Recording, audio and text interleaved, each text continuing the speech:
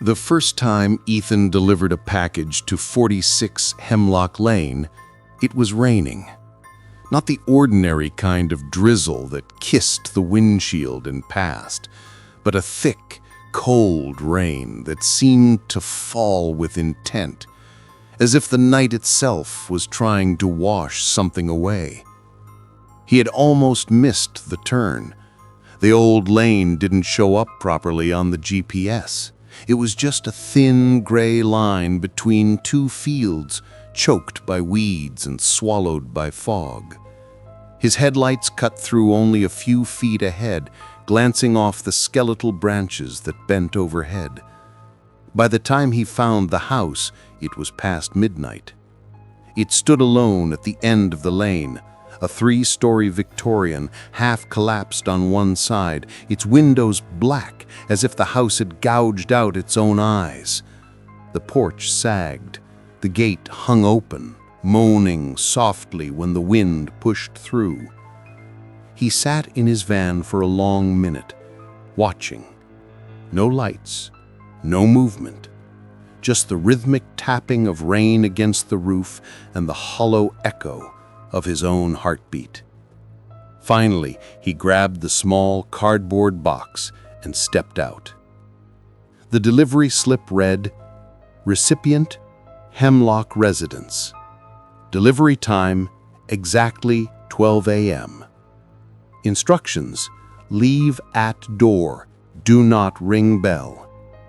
No sender, no return address, just that." He placed it carefully on the porch and turned back to his van. When he drove away, he couldn't shake the feeling that the shadows were moving, leaning closer to watch him go. He expected someone at dispatch to say something the next day, maybe that the address was an error, that no one lived there anymore. But no, the order came again the following night, same house, same time, same instructions.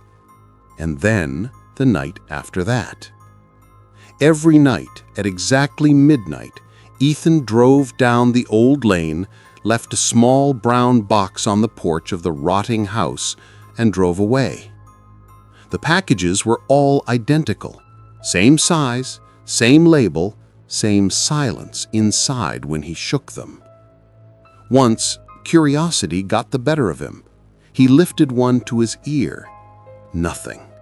Not even the faint rattle of contents shifting. He thought about opening one, but something about the job, the precision of it, made him uneasy. Someone knew he would be there. Someone expected him to follow the rules. Weeks passed. By the 7th delivery, he started noticing things. The house looked a little different each time. At first, it was subtle, a curtain that hadn't been there before, drawn over a cracked window. Then a new wreath of dried flowers hanging from the door. The 10th night, he saw footprints in the mud leading up to the porch. Bare feet, small, like a child's. But when he looked closer, the prints only went one way, toward the house, none leading out. He told himself he was overthinking it. It was just a job. Some eccentric collector, maybe. People paid for stranger things these days. Still, he started leaving the engine running, headlights pointing straight at the porch, just in case. On the 13th night, he was halfway back to his van when he heard it. A sound from the porch. Not footsteps exactly, more like the soft scrape of something being dragged. He froze. The box was gone. It had vanished in the few seconds he'd turned his back. He scanned the porch, the doorway, the shadows that clung like oil around the edges of the house. But there was nothing. The night swallowed the sound whole.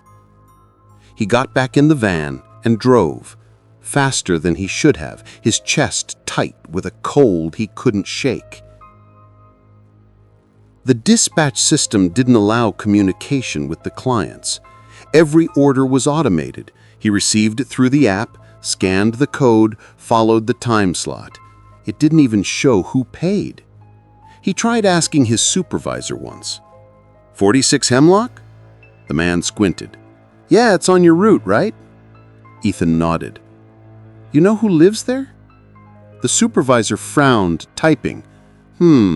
That property is flagged as uninhabited, abandoned. Been that way for years. You sure it's not a return pickup? No, always drop off. Then someone's paying to keep it that way. The man shrugged. Good for you, steady work. By the 16th delivery, he wasn't sleeping well. He dreamed of the house, always the same, standing at the end of that lane, fog rolling like breath across the grass, the porch light flickering on and off like a heartbeat. In the dream, the box was never empty. It was breathing.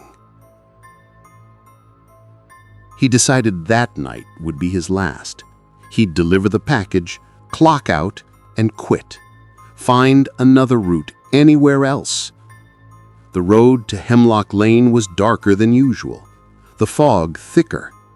He turned the wipers to full speed, but the mist clung stubbornly to the windshield, distorting the world outside.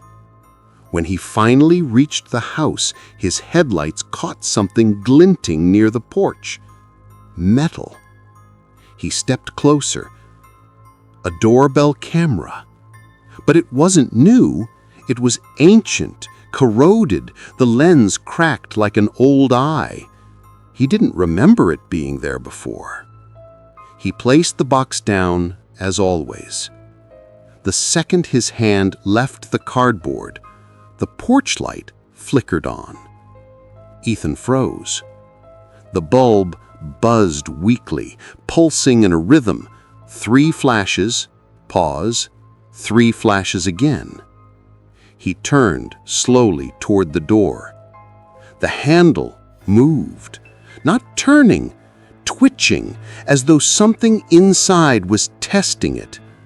He stepped back, his breath shallow.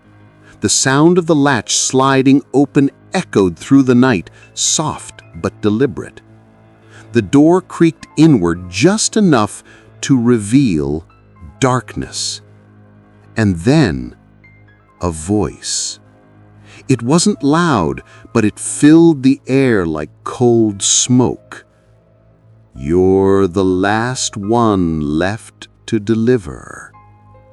Ethan stumbled back, dropping his flashlight. The beam rolled across the porch, catching the edge of the open door, but there was nothing inside, just a yawning black that seemed to breathe. He turned, sprinted for the van, slammed the door shut, and gunned the engine. When he looked in the rearview mirror, the porch light was still blinking. 3 flashes, pause, 3 flashes again, like a signal he couldn't decode. He didn't tell anyone. What could he say? That a haunted house talked to him?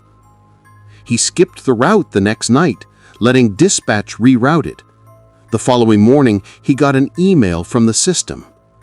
Urgent. Delivery to 46 Hemlock Lane, reassigned back to driver number 238, Ethan.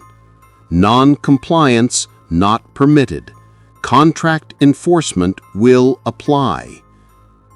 He didn't remember signing any contract like that. When he tried to delete the job, the app froze. His phone screen glitched, the letters rearranging into something that made no sense. Deliver, deliver, deliver. He threw the phone across the room. It didn't break. It just kept buzzing, faintly, as if it were breathing too. By the 18th delivery, exhaustion had set in. He stopped questioning it. He drove, he delivered. he left the package. But the house had changed again. Now the windows glowed faintly from within, a pale yellow light that moved as though carried by someone pacing behind the curtains. He caught a glimpse of a silhouette, thin, tall, its head tilted at an odd angle, watching him from the window. He didn't look back again. The 19th delivery was worse. The air was freezing that night, though it was midsummer. His breath fogged as he walked up the porch steps. The box felt heavier this time, like something inside resisted being set down. He left it and turned. Ethan. His name whispered directly into his ear. He spun around, heart hammering. The porch was empty, the door shut tight. "Who's there?" he shouted, the sound swallowed instantly by the fog. Silence, and then from inside the house, a slow, deliberate knock. Once, twice, thrice. He didn't wait for a fourth. He started researching the next day. Hemlock Lane had been condemned over a decade ago. No mail delivery, no active residents. The only record he found was a small newspaper clipping from 2011. Family of 4 found dead in Hemlock residence. Cause unknown. Delivery records show last visitor was a courier making routine nightly drop-offs. No name listed, no follow-up. The image in the article, black and white, grainy, showed the house exactly as he knew it, and parked outside, half visible behind the police tape, was a delivery van. The same model as his, same license plate number. He couldn't breathe. It was impossible, had to be a mistake. He ran out to the driveway where his van sat under the streetlight. The paint looked older somehow, duller, rust along the door that hadn't been there yesterday. When he touched it, the metal was cold, colder than the air around it. The delivery app chimed. Another notification. Scheduled delivery, 46 Hemlock Lane, 11:45 p.m. Package ready for pickup. He drove, hands trembling on the wheel. The road stretched endlessly, though he knew it wasn't that far. The fog rolled thicker than ever before. The radio crackled with static, faint whispers beneath the noise. He didn't recognize his own reflection in the rearview mirror. His face looked drawn, hollow, eyes too dark. The house emerged from the mist, brighter now. Every window glowed. When he stepped out, he realized the front door was already open. The packages he had delivered before were gone, every one of them, except tonight's box, waiting on the step. His name was on it. To Ethan Caldwell, from Hemlock residence. His pulse stuttered. He lifted the box. It burst open on impact, but there was no package inside. Only a driver's uniform, folded neatly, still damp with rain. And beneath it, his dispatch ID card. The photograph was his, but older, much older. He backed away, shaking his head. No, this isn't real. The porch light flickered. The shadows on the threshold shifted, lengthening into a figure. It looked like him. Same height, same face, same trembling hands. The other Ethan smiled. You never stopped delivering. The real Ethan stumbled backward, but the world around him began to unravel. The van, The road, even the trees, peeled away into gray mist. The only thing left was the house, pulsing with a heartbeat not its own. The last thing he saw before the darkness swallowed him was his reflection. No, his replacement, stepping forward to pick up the uniform. And as the fog rolled in, the voice from the house whispered softly, "Next delivery. Scheduled. Midnight. Always midnight." When the new courier started at the company 2 weeks later, his first assignment appeared in the app automatically. Delivery, 46 Hemlock Lane, 12 a.m. Instructions, leave at door. Do not ring bell. He didn't think much of it. Just another midnight job. And far down the empty road, a light flickered. 3 flashes, pause, 3 flashes, welcoming the next delivery home.